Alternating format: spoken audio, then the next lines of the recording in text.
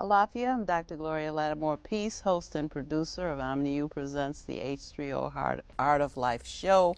And I just want to thank my viewers for continuing to watch the show and for giving us kudos when we meet in the public arena. And I hope that you will continue to watch, and you will also tell your friends. We air on Fridays at 8:30 p.m. and the show is repeated on Sundays at 3:30 p.m. on Channel 19. I'm doing a show now called Candid Conversation. Periodically, I like to do candid conversations where I talk to people about things that are of interest to us, and we just speak honestly and candidly about them. We don't pretend that we're experts on anything, but we do say that what we have to say matters enough for us to say it. And I'd like to introduce Howard Williams. How are you, Howard? How you doing, sister? Good. And Donald Tyler. How are you? Good. Very good. Now, I know that both of you work in fields that have to do with therapy, but I know that Donald's in school. So tell me, are you at the dissertation stage of your PhD? Where are you in your? Not quite. I'm actually beginning to develop my dissertation topic now, but I'm in my third year. So this is my this is my last year of classes. Okay. So next year will be dissertation. What have you thought about? I'm sure it's going to be a study, and have you thought about what your study should be? You know, what the general area of your study, what should you be looking at? I can tell you I've had a lot of different ideas. I've had so many ideas come to mind just through the work that I do. But what I'm thinking about mostly now, I'm actually preparing to do an anger management group for boys, and my thought for my dissertation is to evaluate that project. And I hope that your committee will accept your proposal, because that's what you need. You need your committee to say that the world needs to know this. Right. Yeah. I think they will. Yes, I think they will. I wish you all the success. And you think you're going to teach an anger management class to what population? It'll be boys. I haven't settled on the age group yet, but most likely I'm going based on the need. I'll be beginning with boys who've been referred to the DePaul Community Mental Health Center. Okay. And right now, my thought is the age range will probably be like 10 to 12, somewhere around there. Okay. It's based on need. Okay. And we get a lot of boys referred from the schools and referred through some of our outreach workers, who have a lot of problems in terms of fighting with peers, arguing, and confrontation with teachers, and that sort of thing. Well, the data collection piece is probably going to be one of the easiest parts of your PhD. You get the data and you say, oh God, I'm so glad, I've got all my data. Then you have to start the data analysis and, the statistical stuff that says that this counts and this doesn't count, and then writing it up in such a way that that the people on your committee think that, it's worthy of calling it a dissertation. Right. But hopefully you will not find a lot of resistance, that you will just be able, it'll just take time and not, not blood, sweat, not sweat, not blood and tears, just sweat. Right. Okay, all right. Right. So now we want to talk just candidly about our community, because that's mostly what we have to talk about. We want to talk about how issues that are in the larger society, are experienced in our society. You may know that there's a lot of conversation around what a certain comedian is saying about the black people in the black community not being responsible, parents spending too much money on gym shoes. Have you heard some of these comments?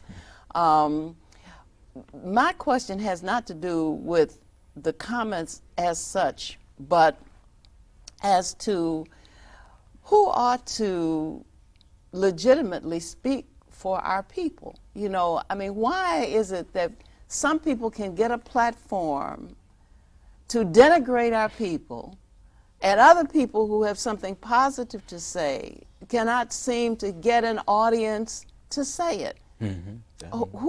How is that happening? You know, I guess the powers that be have allow the people to speak whose message they want to put out. Let me Okay. put it that way. Okay. I guess really, and people, those who are in power, don't have an interest in change taking place. You know, so anybody who's really speaking from a standpoint of bringing about, you know, the type of revolutionary change that we need to take place, they're not going to really get a platform, you know, in terms of the media, unless it's the type of media that have a real revolutionary type of mindset, you know, like the current media, I would assume, you know, who is interested in really hearing the grassroots voices and those who are interested in serious change. So my impression is that this person is not speaking to us. He's talking about us. And because, you know, it's one thing for us to chat each other about, you know, tightening up slack here and there, you know, getting it together. It's one thing for us to just tell each other things that we need each other to know. It's another thing for somebody to be doing it almost as though they're on somebody's payroll. You know, like it's their job to do it, and not that I can see that there's any. I'm trying to see the benefit in having our laundry washed publicly. Right. Well, you know, that's always a topic of debate within our hood. You know, what do we let out and what do we keep in? You know, what do we wash in public? And you know, I just happened within the last couple of days to hear this most recent set of comments that were made that I think you're talking about. And I did see that the audience, I believe it took place in Chicago, if I'm not mistaken, and yeah, to a predominantly African American audience. I don't know exactly what parents and educators and so on and so forth, but I think Donald provided very good insight already to who gets to speak and who very often is sanctioned to speak. You know, I think that, like with anything else, perhaps the best way to benefit, I think that's one of the things you put out, what benefit of it is to simply view it and then discuss those comments within whatever context, within our families and within our community meetings and schools and so on and so forth, and take that which has value and worth and use it, and that which does not, or someone determines does not, then you know, let the rest of it go. So I think that it can be useful, and if we just simply take, I heard some things in those particular comments that I didn't necessarily disagree with, but then you talk about the context of what the whole purpose of it was, and I can't speak to that because I don't know. But I think that, you know, again, it becomes an issue that a family can sit down at a dinner table or after dinner and sit around and say, now, what do you think for the child, and for the child to ask the adult, what do you think, and for there to be some exchange, and then for educators. And so, you know, that's pretty much how I would see something like anybody given a platform to speak, whether it be a politician, a religious leader, so on and so forth. You know, is just to use it as an opportunity to perhaps create a discussion around the comments and agree with those things that make sense, perhaps, and disagree with those things that don't make sense, and then, you know. Well, here's a question or an issue that I have, an observation at least. Where are the other ethnic groups critics? You know, who is the Irish comic or spokesperson who is standing up telling the Irish people about their shortcomings? Where's the Italian counterpart who's telling the Italians? Who is telling the Polish people? You see, what I'm saying is, it ought to strike us as rather strange that with all of these, and Chicago is ethnicity personified. It's just made up of all these ethnic groups. There's just no end to it. But are we really the only people who have any flaws or any things that we need to to consider correcting. So I'm looking at that. I'm looking at that with say a jaundiced eye, because I'm remembering Kiara T.H. Cheatwood is one of my very favorite authors, and his work. I haven't seen a lot of it lately, but I've saw a lot of it in maybe the last 20 years. I saw quite a bit of it, and one of the things that that he wrote in Bloodstorm, he was quoting Malcolm. He said, the worst thing that was done to us was to have been taught to hate ourselves.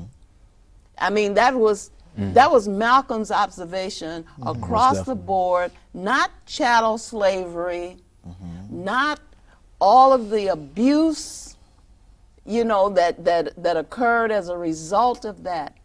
But the very worst thing was to teach us to hate ourselves, because then we perpetuate.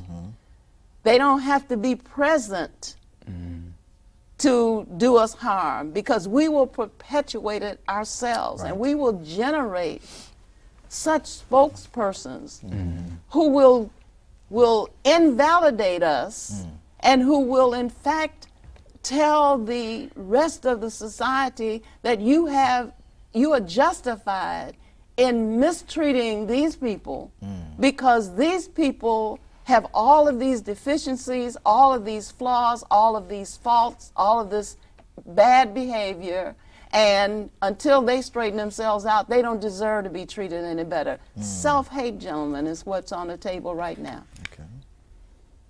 This perpetuating this self-hate through these various means.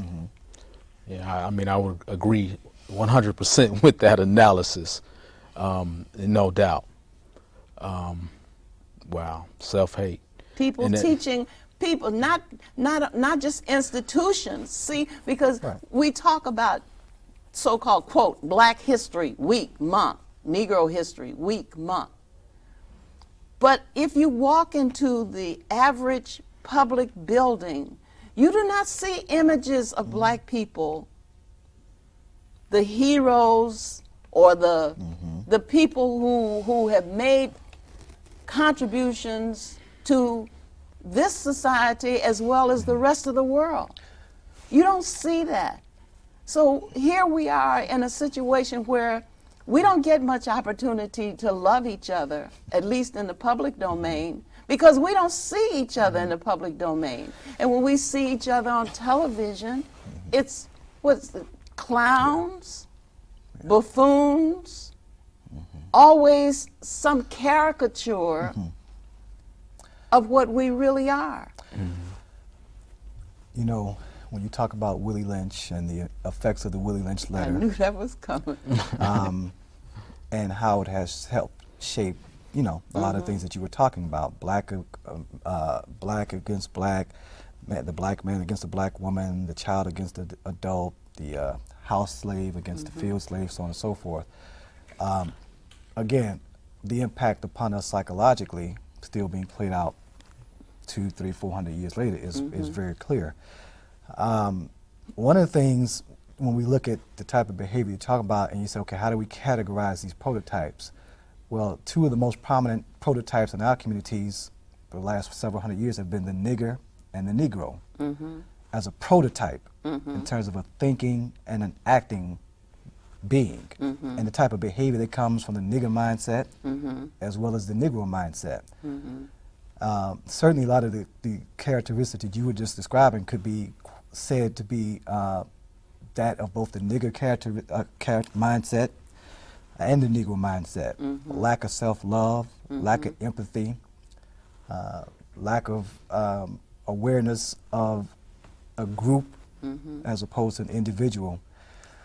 You know, the interesting thing about the nigger and the Negro as a prototype is that neither one is an authentically African being, and they both are responses to racism. You know, the nigger as a prototype, and the whole mindset is a reaction to the existence of racism in terms of antisocial and so on and so forth. The Negro as a prototype, as a reaction to racism, is more of an assimilation, type of mindset and an integrative type of mindset. And, so now you look at the movements that have been created at different times in our history from the Negro mindset and from the nigger mindset. And the question was, has either one been truly successful on and of its own? So there's lessons to be learned from, attempting to quote unquote assimilate into a culture that doesn't really truly embrace you. There's lessons to be learned from trying to totally rebel against and in some cases fight against a culture that is stronger than you.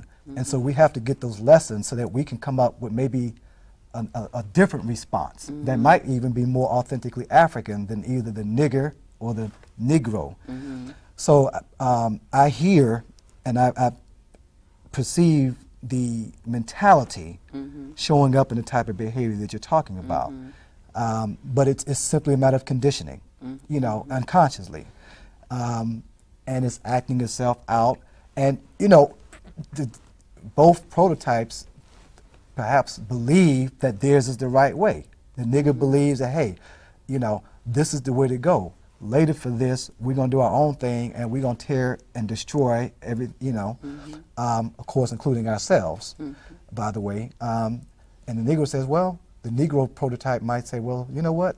Let's show them that we belong and let's prove to them that we are equal and so on and so forth. So but it's questionable as to the benefits of either one. Highly questionable. Well, see, the thing is, I just want to move you to 1 degree over from lack of self-love to self-hate, because they are not the same. Well, right. You can be indifferent right. towards something, but not hate it. Hate is devastating. It is not just, I don't care one way or the other. And so the notion of self-hate means that you so malign yourself that you not only don't like yourself, but you don't like anything like yourself, and so or anything that resembles or reminds you of yourself. And I think you would see those elements very prominently in both the nigger and the Negro mindset. And those are both aberrations. Right. Neither one of them is authentic, as you pointed out. They're both aberrations. So if you want to be authentic, you don't want to be a cartoon, a caricature of what you really are. But how can you be if what is constantly conditioned into you, which is absolutely correct? The thing is, the conditioning goes on 24/7. It goes on because you are surrounded by media. You look on the billboards, you look in the newspapers, the magazines, you hear the music, you see the TV, you see the movies, you see everything around you that has any merit is not like you, is unlike you. If it is beautiful, the standard of beauty in America is European. And not every European. Europeans with blonde hair, with very thin, narrow features, certain blue eyes, that's the top of the European standard of beauty, okay? Everything else is less than that. Black is not even on the scale. We have decided what is beautiful in our community by almost adopting a standard that runs parallel to the European standard, which is why we get the things that we do to skin, like lightening skin and straightening hair with chemicals and what have you. And I'm not objecting to what people do, although toxic stuff is not good for you, but I'm just saying these are clear examples that we're not satisfied with what God endowed us with. God gave us melanin for a very good reason. And God gave us the features that we have for they have function, biological function. They're not just there as ornaments, but they have function. But the thing is that the self-hate is inculcated, the conditioning goes on 24/7. Now, when do we intercede? When do we intervene in that process, Doctor? Yes, sir. When do we? As soon as possible, as early as possible. I mean, those of us who are aware, of these conditioning processes, of these processes of oppression, which is essentially what they are. I mean, if we want to see something different, then we have to take some action in that regard in terms of educating others. Don't we have to be educating our something people. different too? Certainly, but I think See, we in order to always be wanna different, go- you have to begin to at least to think differently. But see, Howard said, the African way is not to be pouring things into people. Oh, certainly. See? Certainly. In fact, the word educate comes from adducere, which Right, means certainly. to draw forth out of. Certainly. So you find out what is of value, what is of merit, what it exists, and you can't even place a value on it. You find out what's in there, and you draw that out. You bring forth that which already is inherent in the person, in the child. So that's part of the thing that we need to be doing. We need to be reconditioning, I suppose, our young people, because we know that they're being conditioned every day of their lives in some way. The games, these electronic games that they're playing, every day and in some way they're being conditioned. What are we doing to intercept? When I was teaching school, I would get asked a question, and then I went to a historically black college, and I used to do a lot of black college fairs. And part of that would be to go into, churches or wherever they may be, and people would ask questions. And the question would be asked a lot by parents: what's the value of going to a black college? Or why should my child be interested in African American history?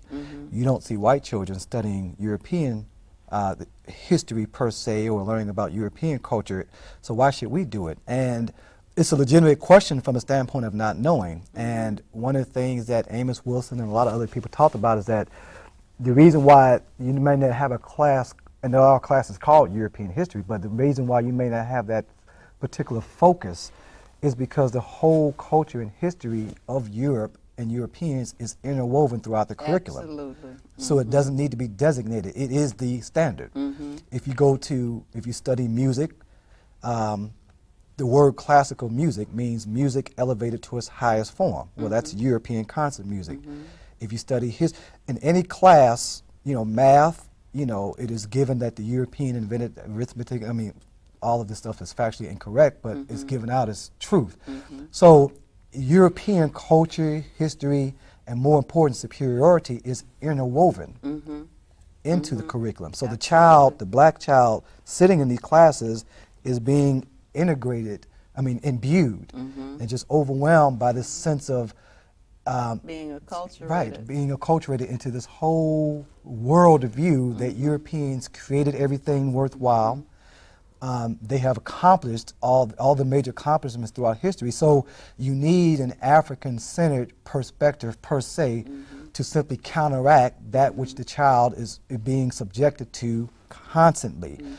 But if a person doesn't understand that, then, because you have a lot of our people that think that that's separatism, and then they don't understand, why should you do that? And that's not going to help them get a job, and so on and so forth. They're not going to get a You job see? anyway. So, but the mindset behind the people, these are the, if you're, that are shaping and molding the child's behavior. Then, of course, you have teachers and social workers and doctors and so on and so forth that believe the same thing. In our field, there are psychiatrists and therapists and so on and so forth whose whole orientation clinically is European. You see? They have no ability to see outside the box. So, all this shaping and molding is integrated. It's part of the culture, and it has to be concertedly and consciously counteracted, which therefore creates the need for our own institutions. I But, remember taking humanities in college, And I was just completely flabbergasted because, as you pointed out, music, art, architecture, every creation of mankind that had any reputation for being great or excellent or commendable was European. I could not believe it. I said, these people have never heard of Duke Ellington. You know, they gonna give me Mozart. They don't know about Beethoven's background. They didn't know about his Moorish genes, you know. But the point is that they gave no credit to any African or any person of color anywhere on the planet for any achievement in any aspect of culture. And see, and the question is, why should they? Because they didn't That's intend why they don't education need to for us. study They didn't history. intend. You see? That's why they don't that need to educational study process for us. Absolutely. You know, we bogarted our way into the universities, not knowing what we was about to get. You know what I'm saying? So, You know, my brother and I had a conversation once, probably about 10 years ago, and he said that, you know, Howard, you know, and I was still teaching at that time, or maybe it's longer than that. I was still. He said it doesn't. If you look at the shape of the Chicago public school system doesn't make any sense. I mean, how can you have schools where recess has to take place in the cafeteria, and some schools where children, you know, there's not enough textbooks. The teachers have to copy stuff, blah blah blah, dilapidated conditions. I mean, it doesn't make any sense. And you know, it was a heartfelt, you know, statement. And my response to him was that, well, if you believe that the purpose of the Chicago public school system is to provide a quality education to a school system that is predominantly African American and Hispanic, if you believe that that's their goal, then it doesn't make any sense at all. But if you believe that that's not their intention to begin with, then it makes perfect sense. I mean, why would the schools look different? And why would they look like schools in the suburbs and so on and so forth? So it's not a mystery unless it's a mystery. But it really isn't a mystery. So the only question is, what is going to be our response? But you're right, you know, we first have to see these things. And we need teachers. And I had a lot of people who pointed these things out to me. You know, thankfully, I just had people came into my life and caused me to question things. I didn't come up with these questions on my own. You know, people helped me to question things. You know, I saw things that didn't make any sense, but people said, you know, well, just look and think about this and look at that, and then, you know, so. Well, since we are immersed in European culture, if we're going to get a breath of fresh air, a breath of African culture, it's going to have to be by overt action. It's not. We're not going to pick it up by osmosis because it's not in the atmosphere. You have to put it in the atmosphere, and you have to recognize its value to you, because being a shadow or an imitation of somebody, because the Negro is the imitation of the European. He's a wannabe European, in my view. Exactly. And so, you know, you're trying to be something that you're not, that you can't be, and that if you knew the history, you wouldn't try to be. But why not be authentic you, rather than trying to be imitation somebody else? It's like a female impersonator. You know, they always go to some extreme, you know, because they so busy trying to be female, they just take it to some bizarre extreme. You don't have to do all that. If you're a female, you just be female naturally. But if you're trying to imitate something, there's always some bizarre aspect of your behavior, because you're trying to be what you imagine that to be. And you have no real knowledge of what that really is. And somebody pointed out that the Europeans were imitating the Africans. So we're imitating an imitation. when you look at the sun tanning parlors, you know, what is all this? We have the skin color already. People who don't have it are in tanning parlors and buying all kinds of chemicals to put on their skin so that they will have color. What's wrong with this picture? Why is it that we are trying to go in the opposite direction? We're trying to lighten our skin. They're trying to darken theirs. We're trying to straighten our hair. They're trying to give theirs somebody. We're trying to do plastic surgery, take stuff off the nose and stuff. They're trying to plump their lips. They're trying to plump their breasts. They're trying to plump their hips. Black women are trying to figure out how to lose the hips. Other women are trying to figure out how to get some hips to go back there. Yeah. So it's kind of when you think about it, it's kind of it's a comedy. It's like two ships it's burlesque. yeah. It's burlesque, actually. It's way beyond just comedy. It's really slapstick when you think about the ways that self-hate causes us to behave, to be our own worst enemies, to mutilate ourselves so that we can approximate a standard that the people who are the epitome of the standard are trying to leave. Don't sit here and just nod your agreement. I mean, I can't disagree with that. That's for well, sure. We're But I guess I would say disagree. We're here to just have this candid conversation. right. I mean, all I can think of is really there's an African psychologist named Linda James Myers who developed what she calls optimal theory. And she really looks at the differences between African and European worldview.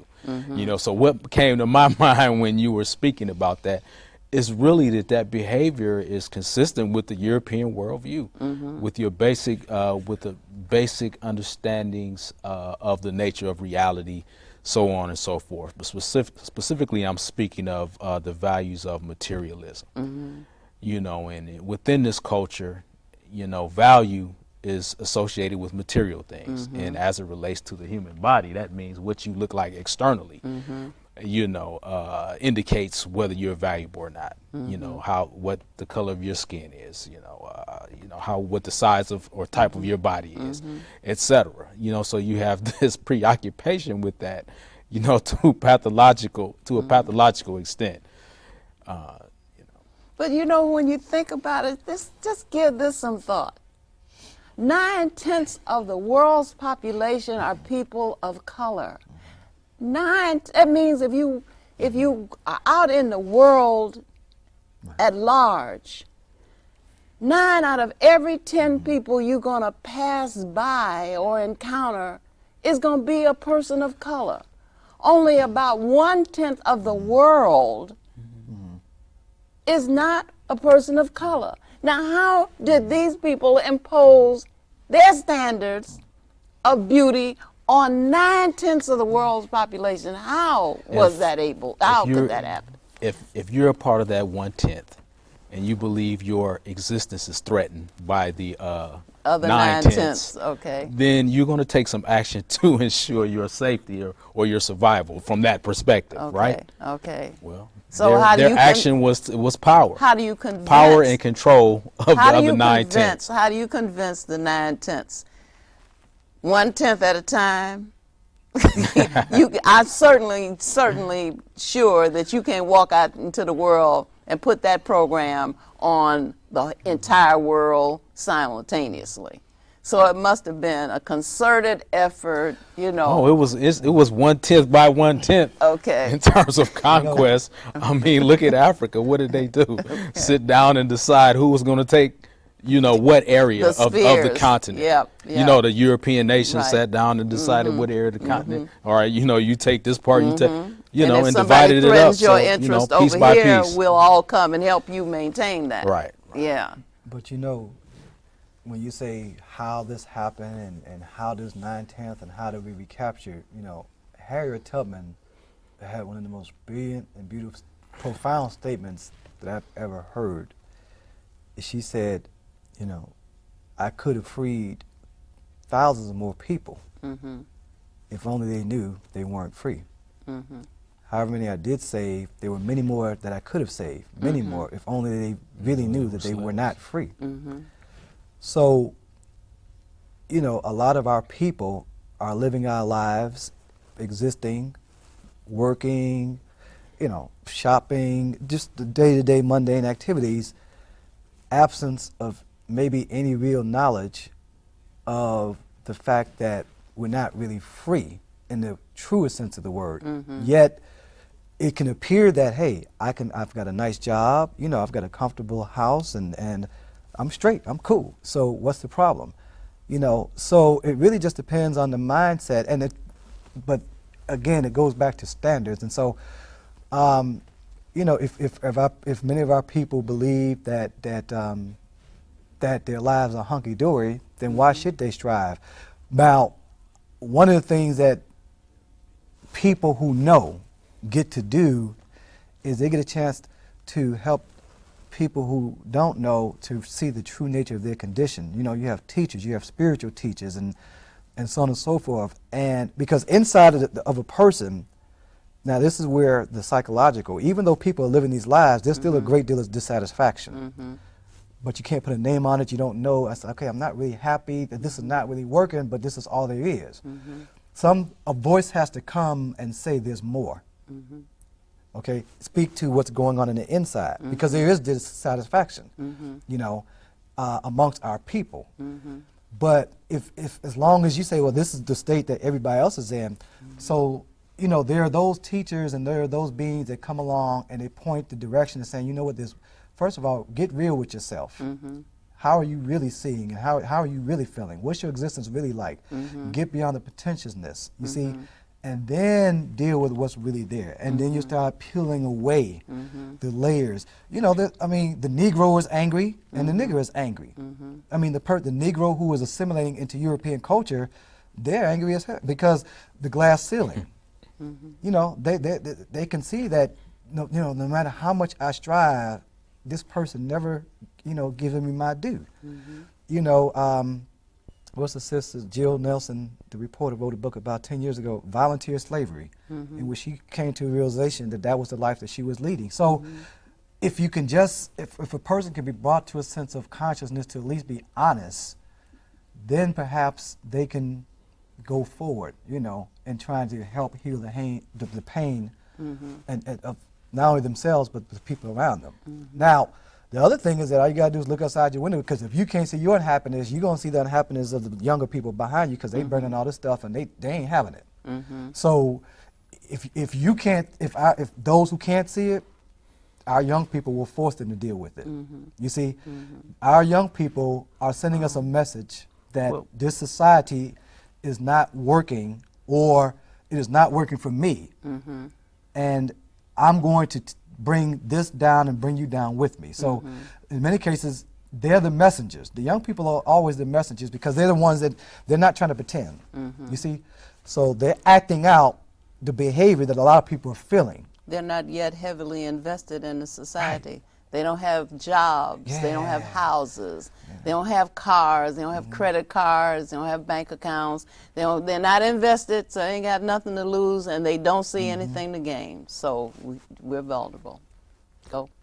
I guess what I was thinking, and I appreciate your point, Siddhartha, but I was just, you know, Bill Cosby is looking at those kids too, and he had a different perspective. You know, so it goes back to the original point you started out with in the whole issue of, you know, self-hatred. You know, but I mean, we're all responding to oppression, and you know, we're responding in different ways, as you've also illustrated, you know, in terms of the Negro and nigger characters as you presented. You know, so Bill Cosby doesn't understand he's oppressed. He doesn't understand how he's a highly paid instrument of oppression. Right, and he's being used as an instrument to keep carrying out that oppression by blaming the victim. But he also found out something when he tried to buy NBC. He found out that he wasn't That white. that About didn't 10 that didn't years stop ago. him from All- trying to all that keep money. pursuing those types of goals. Well, sure. You understand? But So he found out that there was a limitation to his wealth and power, even with all that he's acquired when he actually tried to buy NBC. Right. And, you know, he had the presumption that he was in the position to do so. And He forgot who he was. But it was not enough, though, to convince Sure. him to go a different route. You know, he still believes in what he's doing. You know, and I can't totally blame him. He does give a lot of money to historically black colleges. It isn't his money You know, so that he's giving. You know, Whose he's just, money he's, is it? well, he's a funded, this man has made a lot of money doing things that are not necessarily valuable in a human society. Now you got to realize, playing, you know, the agent on Mission Impossible really Certainly, has not certainly. brought value to the society at large. certainly. Or has telling, you know, making humor in supper clubs. You see, this man has been, he's been paid a lot of money and built up as an icon in the community in the same way that many others may have been built up and made as icons, because when a spokesman is necessary to come out and deliver a message to the community, they're so grateful for the bounty that they have enjoyed for trivia that Certainly. they're more than willing. They would do it free. They're more than willing to deliver these messages. well, you know, Certainly. So, you know, what he didn't give any money to anybody because he didn't have any business with the money. you know, Well, I can understand. one of the examples that I look at is, you know, you look where White Sox Park is located, and there's an elementary school right across the street called, right behind White Sox, Abbott Elementary, which is predominantly African American. If you look at the United Center where the Bulls play, and I can't recall, there's a couple of schools right within walking distance. So here, every day, well, during the seasons, you have black basketball players and baseball players. In order to get to the stadium, they have to literally drive past these schools that are filled with people who look like their children, and they can see the conditions. And so the question is, how is it that even right across the street from tens, hundreds of millions of dollars of black wealth, so to speak, can a black school look like it does? You see?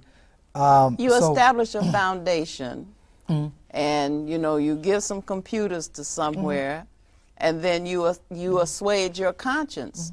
I've done what I should do. So, and then you you know, get a tax write-off, and everybody's happy. It's a brother, I can't think of his name right now. He's, I think he's a sports journalist, but he came out with a book recently called $40 Million Slaves. Yes, yes, that's- That's yes. Tavis the had him answer to the on. question about Yeah.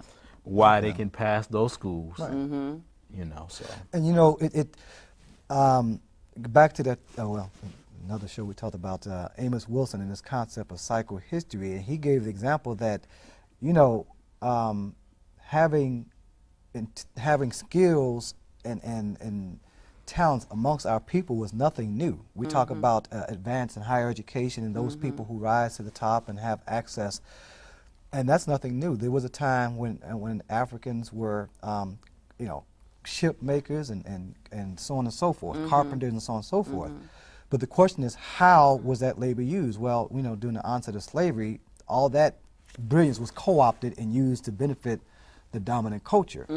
You see, and so now, 300, 400, 500 years later, our people are still using our skills and talents in ways that clearly are not benefiting the masses of our people. So when you look at the connection between then and now, that's what history allows you to do. It allows you to see the psychological mindset of how our being is being manifested. So, you know, but again, this all speaks to a level of consciousness, you see, and nothing shapes consciousness except an inner voice. You know, something has to happen to shake a person up, where they hear that inner voice that is yearning for something more. The grace. You see? The grace to be able to hear the inner voice. Right. Because without the grace of God, you never have realization or consciousness. It's not an effort of will. You know, you just sit down one day and say, well, now you know, I'm gonna be conscious. I'm just going. I'm tired of being unaware. So I think I'll just put some effort into being conscious.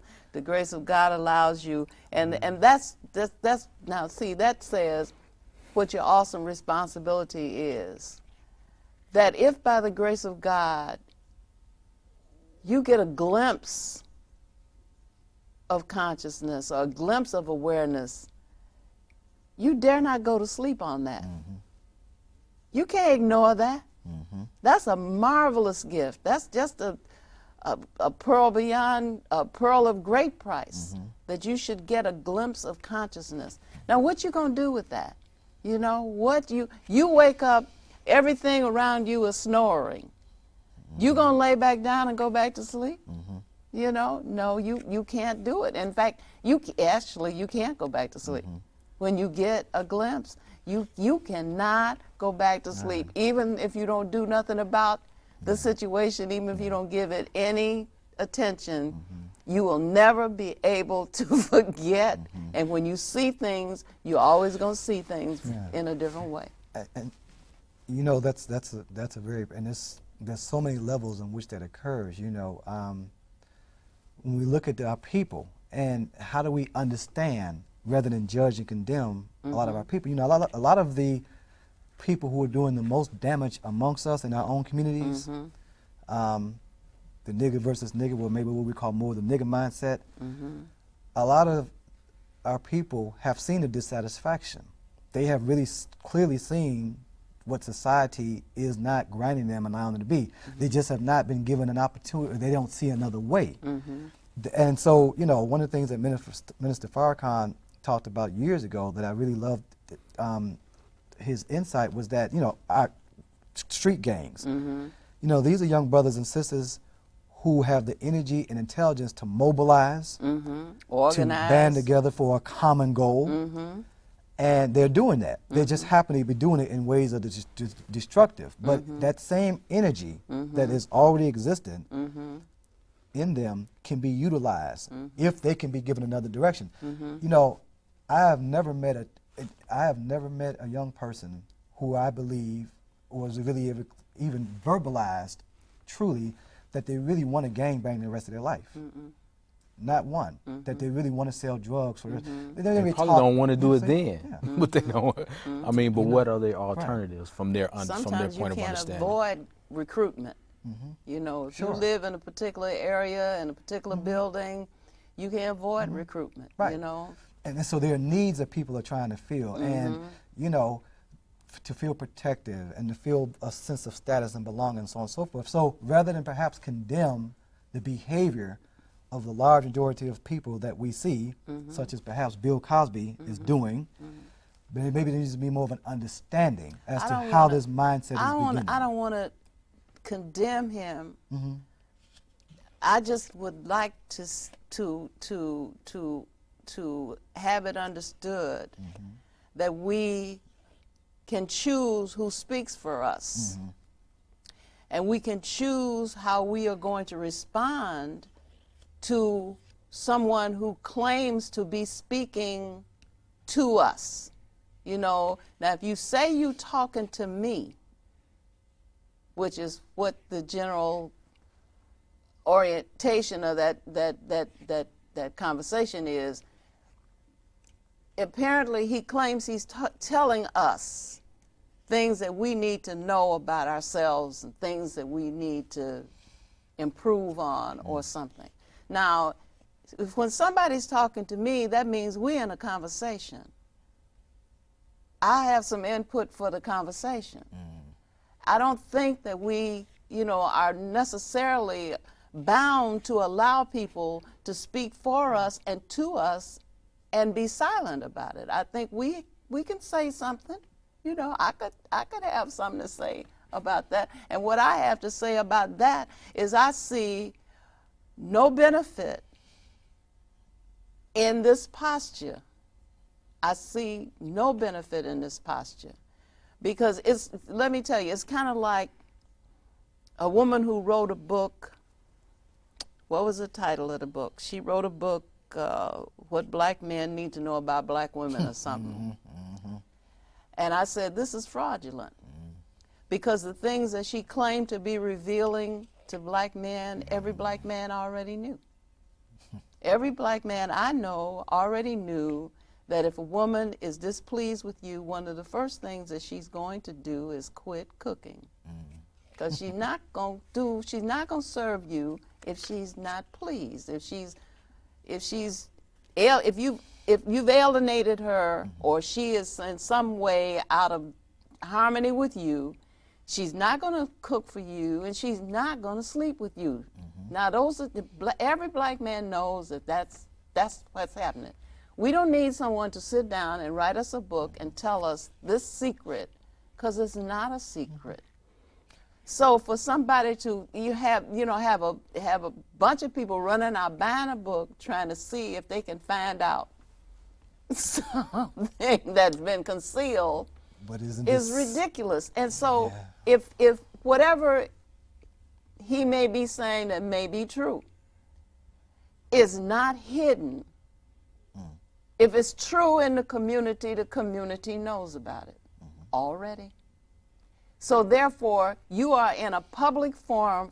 The only people that you really could possibly be communicating with are people who are peeping Toms. They want to know what's going on in the community, but they don't have any way of knowing unless they have somebody who's inside the community who can report.